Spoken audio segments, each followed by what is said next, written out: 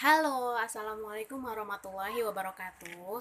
Hari ini Ibu Nisha punya cerita dong. Yuk, kita lihat siapa tahu cerita dari Putri Salju. Putri Salju bacanya gimana anak-anak? Putri, Putri, Salju, Salju. Jadinya Putri Salju. Yuk kita dengar ceritanya. Awal mula Putri Salju hidup sebatang kara. Ibunya meninggal, sedangkan ayahnya itu menikah lagi dengan seorang ratu yang kejam dan amat teramat jahat. Nah, suatu ketika sang ratu pun bercermin uh, yang bernama cermin Benggala. Sang ratu pun bertanya kepada cermin ini, "Cermin kaca Benggala, siapa wanita tercantik di dunia?" Cermin itu pun menjawab, "Oh ratu, engkaulah wanita paling cantik di dunia." Seiring dengan Putri Salju beranjak dewasa, suatu ketika sang ratu pun bertanya lagi kepada cermin Benggala. "Cermin Benggala, siapa wanita tercantik di dunia?" Nah, pada suatu ketika, sang cermin pun menjawab, "Oh ratu, Putri Saljulah wanita paling cantik di dunia." Nah, seketika wajah ratu pun cemberut, pucat, dan amat sangat marah.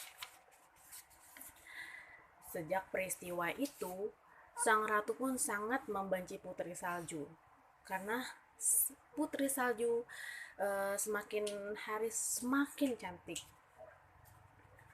Pada suatu ketika, sang ratu pun memanggil seorang pemburu. Sang ratu pun memanggil seorang pemburu dan akhirnya ia menyuruh untuk sang pemburu membawanya ke hutan dan membunuh Putri Salju. Dan setelah itu, sang pemburu pun tidak sang pemburu pun akhirnya berbohong. Ia berkata bahwa Putri Salju, larilah, bisiknya, dan jangan sampai kembali lagi. Putri Salju pun tak tahu jalan dan sangat takut. Ia pun tidak tahu kemana akan pergi, dan ia terus berjalan seorang diri. Akhirnya, ia melihat sebuah pondok di tempat yang terbuka.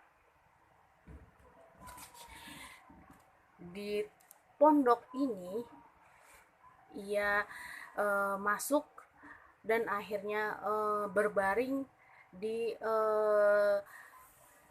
tempat tidur di dalam pondok tersebut. Setelah sang 7 kurcaci pemilik pondok tersebut pulang, ia pun teramat kaget.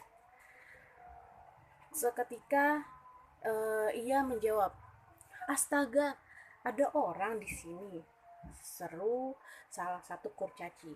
Ia terkejut ketika melihat Putri Salju tidur di ranjang. Putri Salju pun sontak terbangun, datang mengeremuninya.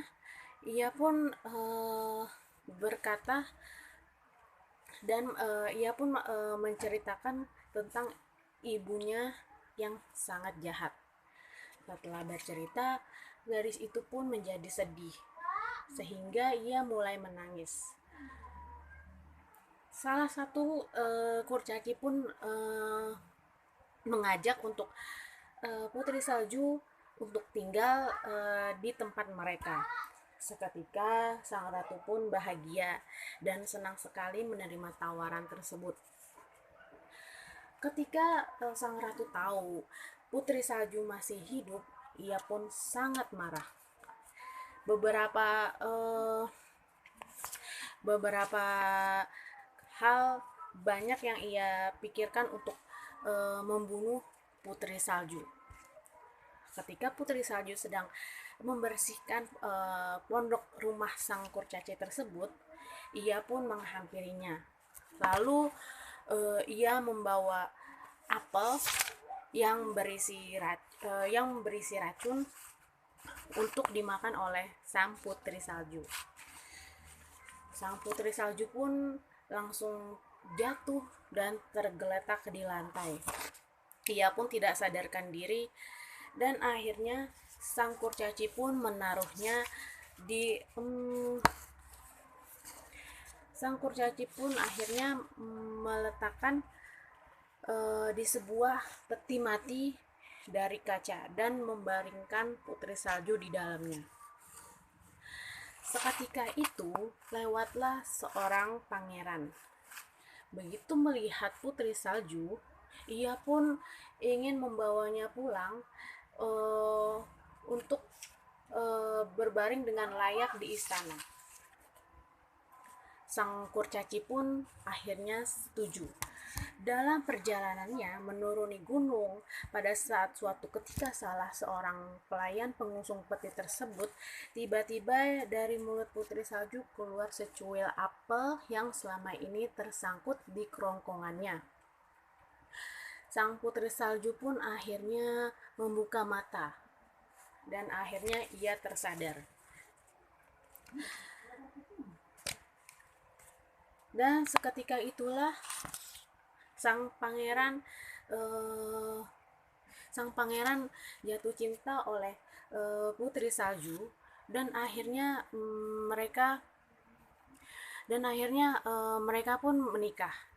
Mereka hidup berbahagia hingga hari tua. Sementara Ratu Elvira, ratu yang sangat jahat, akhirnya mati.